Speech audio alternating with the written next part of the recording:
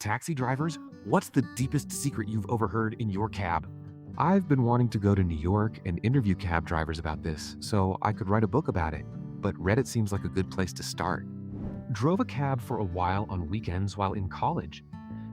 I had dated this girl for about a month when she confessed she had a boyfriend in Germany. She told me all about him and that he was going to be moving in with her. Stopped seeing her. A few months later, I pick up a drunk couple at a bar. They're all over each other, making out in the back. The guy is German. We drop off the girl. Then he has me take him home. He starts telling me how he just moved here to be with his girlfriend, but she's out of town for the weekend. He says American girls are easy cause, they're suckers for guys with accents, and he cheats on his oblivious girlfriend all the time. Yep, it was the guy. I said nothing as I dropped him at Carrie's place. Always wondered what happened with them. You missed a golden opportunity for some comeuppance, my friend. He kept quiet and let two cheaters be in a relationship together. I don't think he could have done much worse to them. Not a cab driver, but I am a very white guy that, due to my military time, can speak a fair amount of Urdu. I got to listen to my Pakistani cab driver in Vegas, answer his phone, and start talking about my newly wedded wife's breasts. You should have surprised him. I did. I got my change and said, "Thank you, goodbye," and he sat there with a dumb smile for about 5 seconds, then his face went blank like he had a stroke. Maybe he did have a stroke. He drove off. I think he was okay. Nah, that was just the stroke making his leg spasm and jam the gas.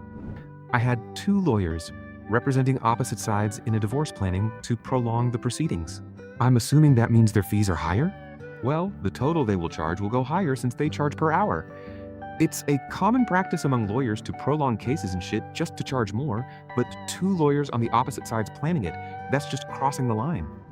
I ordered a cab one night after I missed the bus home. After telling the driver where to go, he got a call.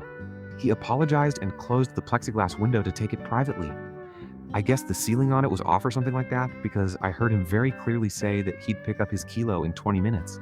He then opened the window, apologized again, and asked me if I had seen the recent football game. At least he was a nice guy. Edit. Just to clarify, this is Southern Florida. Odds are it was Coke. Again, he was a pretty nice dude. I even slid him an extra 10 because he found a shortcut that shaved 15 minutes off of the trip.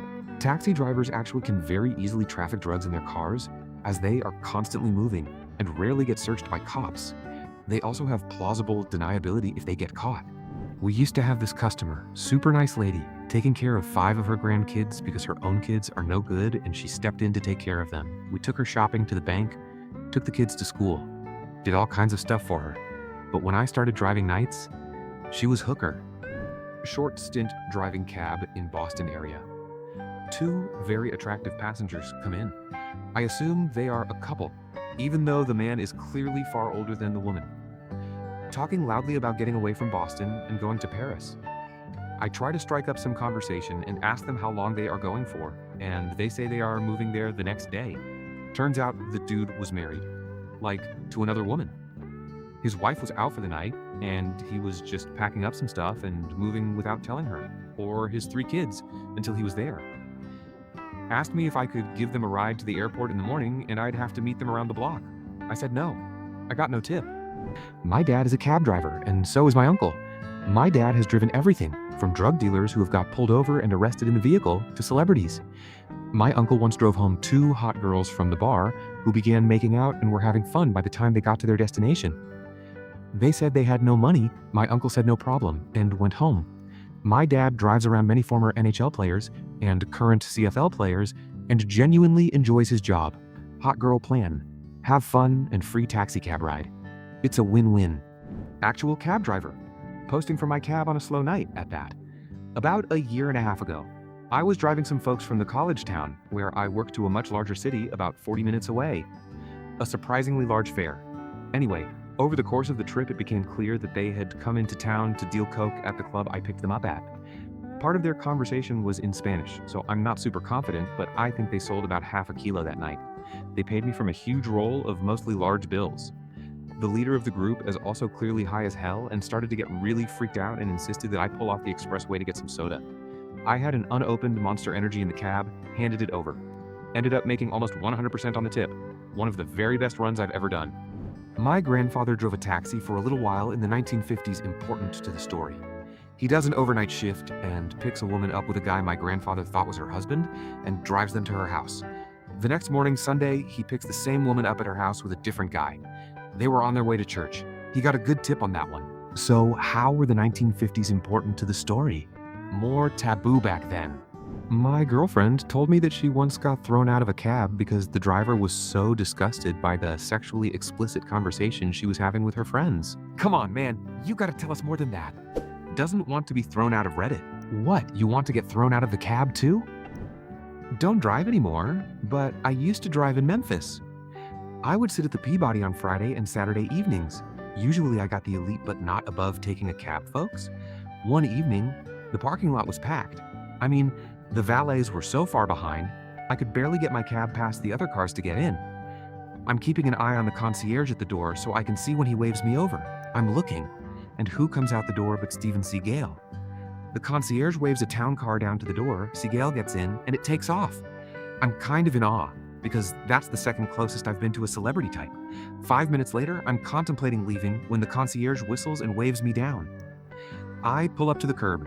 The concierge opens the back door, and this older-looking gentleman gets in, maybe in his 50s, wearing a duster-length wool coat, holding a handkerchief over his mouth and nose, and a Kangol hat. I figure he's got a cold. No big deal. I ask where he wants to go. He gives me an address in a nice residential area on the other side of the city. I pull out of the parking lot, start the meter, and ask the guy how he wants to get there. He asks which way is better. I tell him going through town is cheaper, but taking the loop is faster. He tells me to use my best judgment, so I start going through town. About a third of the way there, he asks if I saw Steven Seagal earlier. I told him I had, and I wished I could have taken him. He lowers his handkerchief, and it's Steven freaking Seagal. Turns out he had sent a double in the town car. We talked a little about this and that, and when I dropped him off, he handed me a 100 and told me to keep the change. It's funny that you asked this question because just last week, at around midnight, a guy in his 40s walked into my cab. He was extremely pissed because apparently a 22-year-old guy stole his job by taking his idea about some computer hardware. He kept on saying that this world has no future if people keep on stealing other people's hard drives. It's not the deepest secret, but it's mildly interesting stuff. I mean, he might have been the next Bill Gates. Also, I can tell you, there's a lot of people who think they have great ideas but don't.